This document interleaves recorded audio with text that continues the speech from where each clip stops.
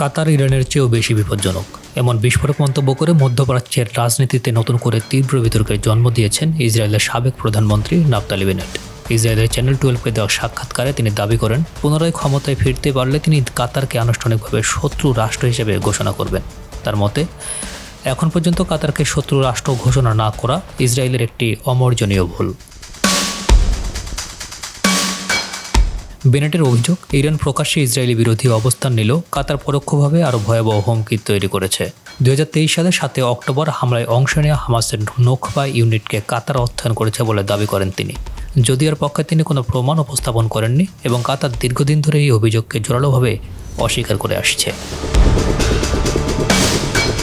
তার দাবি, কাতার ভিত্তিক সংবাদ মাধ্যম আল জাজিরা ইসরায়েলি বিরোধী প্রচারণা চালাচ্ছে এবং কাতার যুক্তরাষ্ট্রের বিভিন্ন বিশ্ববিদ্যালয়ে গভীর প্রস্তাব বিস্তার করছে।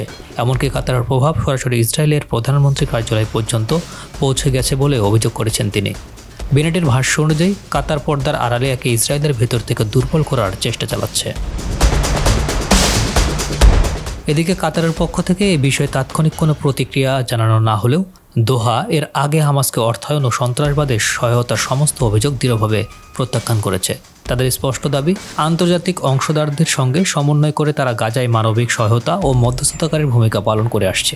2023 সালে গাজার যুদ্ধ হওয়া শুরুর পর থেকে কাতার, যুক্তরাষ্ট্র ও মিশরের সঙ্গে মিলে হামাস ও ইসরায়েলের মধ্যে যুদ্ধবিরতির অন্যতম প্রধান মধ্যস্থতাকারীর দায়িত্ব পালন করেছে।